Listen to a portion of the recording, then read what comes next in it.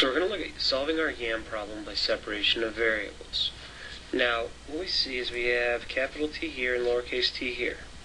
So we're going to divide both sides by 200 minus t to get that on the other side. And to move the little t, we're going to multiply both sides by dt. Because that's going to cancel the capital T's out on this side, get rid of the little t on this side. So what we have is d capital T over 200 minus t is equal to 0.025 dt. Now we're going to do the antiderivative of each side. The left-hand side is going to require a natural log. It is the natural log 200 minus t. And we do use absolute value here. We'll be able to drop that when we solve for t. Now, because of chain rule, because the t is negative, we also have to multiply by a negative. And on the right-hand side, we have 0.025 t plus c. We do need to include that constant. We usually include it on our what we want to use as our input variable.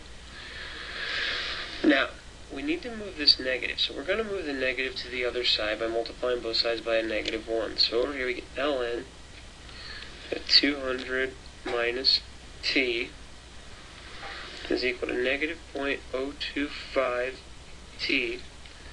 Now, what we're going to do is I'm going to call this C1. And this would be minus C1, but I'm going to absorb it into another constant and just keep it positive, so I'm going to call it plus C2. As a note, C2 is just equal to negative C1. Now we don't have to do that, we just absorb these constants typically. To get that out of a natural log, we make both sides exponents of e. So on the left-hand side we have 200 minus t, and we no longer need the restriction of absolute value, equals e, and e will be to the negative 0.025 t plus c2.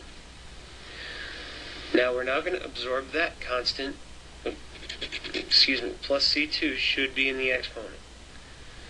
As you saw in the video, we're going to make this a multiplicative constant.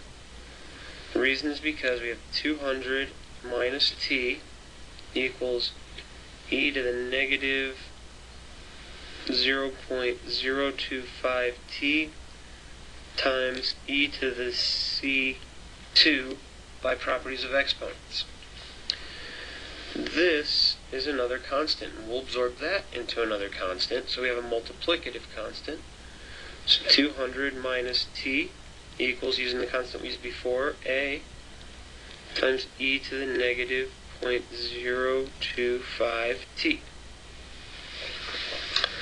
Now, we had an initial condition, which was that the temperature of the YAM initially is 20 degrees. So we have the point 020 that our differential equation has to go through.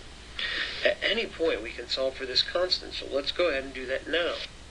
So if I set my little t to 0, I basically have e to the 0. So what I have is that a equals 200 minus the temperature of the YAM, or that a equals 180. So I have 200 minus t equals 180, e to the negative 0.025 t. Now we do need to solve this for t. So we get t equals 200 minus 180 e to the negative 0.025 t.